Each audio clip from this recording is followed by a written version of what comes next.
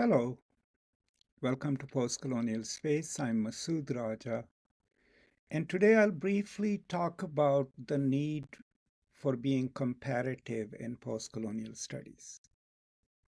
Now, it is an unfortunate thing for some of us that when postcolonial studies rose as a subfield of English studies, a lot of people just started thinking that it was in place of comparative literature. Now, part of it was because of the Eurocentricity of comparative literature at that time, which probably is no longer the case. In my opinion, though, postcolonial studies actually becomes a more expansive and more effective field of studies if it remains comparative. Now, think of it this way. Look at the most prominent theorists of postcolonial studies. At least two of them were trained as comparatists, Edward Said and Gayatri Spivak. If you look at their work, it's deeply comparative. So what do I mean by that? That they never really just go and offer nativist ideas. Let's say if Said is writing about the Middle East, Said never just goes and says, this is how the truth is from the Middle Eastern point of view. Now, Said puts it in comparison with modernity, with the thought that comes out of modernity. So, a really good comparatist approach then would not center one tradition and see everything else from that point of view, right? It would rather offer alternative histories, alternative ways of looking at what is constituted as the normalized history or as the accepted truth. Now, postcolonial studies, if it is done right, I don't want to use that word, would then explore not only how the natives resisted the colonizers, what were they writing about, what were they agitating about. It would put that in comparison with the normalized mainstream narrative of history or of literary studies, and by doing so, not insist that natives were equally as human or capable of rational thought, but complicate the narrative of history, whatever is normalized. So, this act or this way of complicating the normalized histories or privileged histories is only possible when we know both, right? So, let's say, for example, one of the most significant books that came out in the last 30 years was Deepesh Chakrabarty's Provincializing Europe. So if you look at that, what is he trying to do? He is looking at the Eurocentricity of historiography, right? And then he gives us the idea of history 1 and history 2. History 1 is the normalized Eurocentric history of the world or of India. And in opposition to that, he is giving us history 2, the silenced histories, right? But not suggesting that these silenced histories are better or more truthful, but rather that they coexisted with the normalized history 1. And a better form of historiography would be where they are juxtaposed with each other. So that's in a way comparatist historiography, right? We do this all the time in postcolonial studies. For example, in my last book, Democratic Criticism, right, what was I trying to do? I was trying to say you cannot teach literature about Islam or anything that derives from the Islamic traditions without some basic knowledge of the meaning-making processes within the Muslim world, which is a huge part of this planet. So what did I attempt to do? I theorized a reader. What could be an ideal reader? I mean, the readers are not born, they are created, they are socialized right? And an ideal reader for me then was a comparatist reader, a reader who would be familiar with their own meaning making processes, let's say if it's an American reader, but at the same time, when they approach literatures that draw on Islamic tradition, draw on Islamic history, that they will also be familiar with the meaning making processes of those cultures. And when that happens, the kind of reading that they will perform would be nuanced. It won't just look at the Muslim world from the point of view of purely Western modes of thinking and meaning makings. I could have not done that work had I not been a comparatist, right? Because comparatist in a sense that I was looking at the meaning making processes of two different parts of the world or two different modes of thinking, but I was also reading texts in English as well as in Urdu and somewhat some Persian and Arabic texts.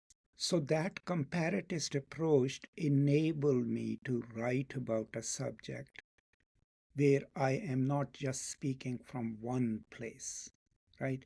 Where I am inhabiting more than one spaces intellectually, philosophically, and then arguing a point. Now, recently, because of decolonial theory, which I deeply respect and like, a simplified version of that is being practiced a lot.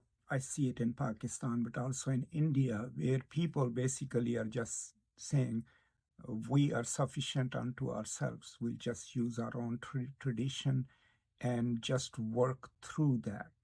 Now, the disadvantage in that is that we end up continuously going back in the past. And it's okay to assert our histories and our knowledges and our literatures, but if we foreclose all the other knowledges that exist in the world, then we are actually not really having a conversation, right? We are perpetuating the mythologies that we have ourselves retrieved.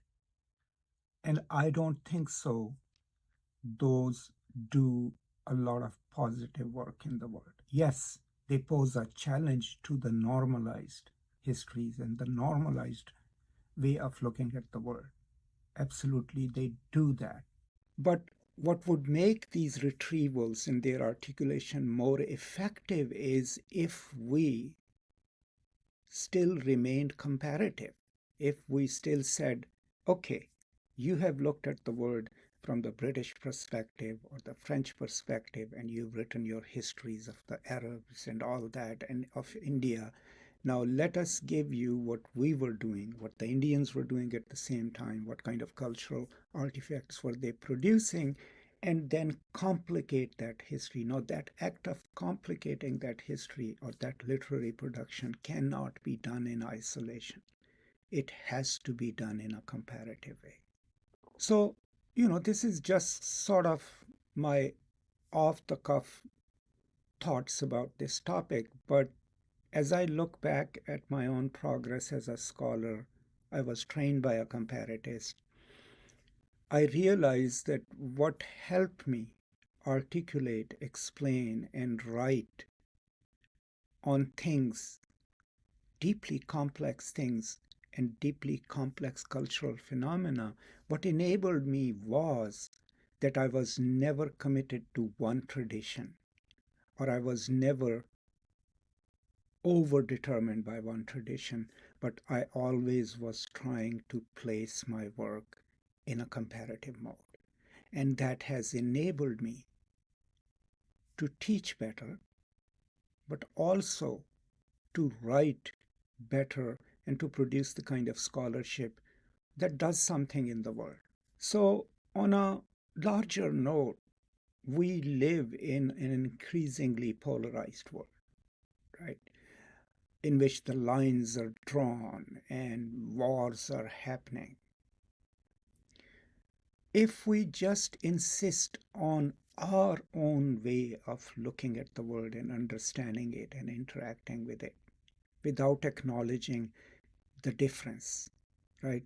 Without putting ourselves in conversation with our local and global others, then the consequences could be drastic. The consequences could be where we absolutely other a group or a constituency so much that we declare that we have nothing in common with them.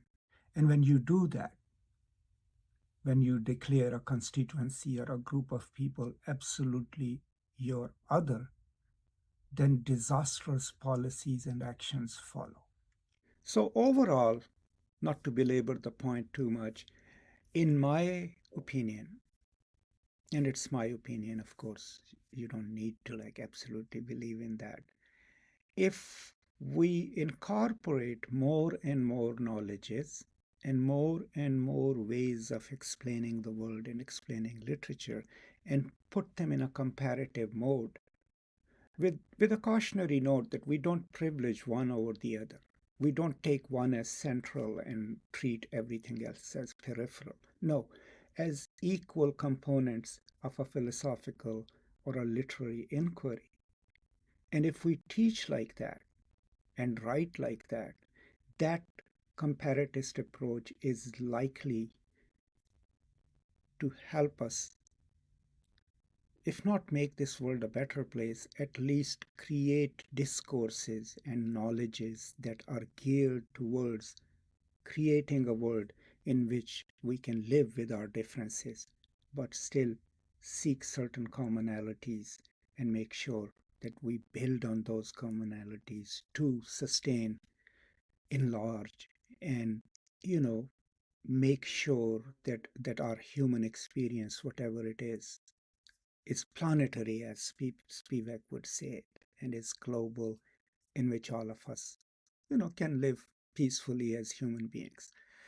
Now, on a side note, if you really want to study how someone teaches us how to do this, how to hold our own positions, but leave room open for differences and for expansion of ideas and praxis, I highly recommend reading Paulo Freire's Pedagogy of the Oppressed, because that book has taught me how to train my thought, my actions, and my praxis in a way in which I can hold my own positions, but I can be a comparatist and accepting of differences and accepting of those who might want to join me in this quest to sort of create a better world.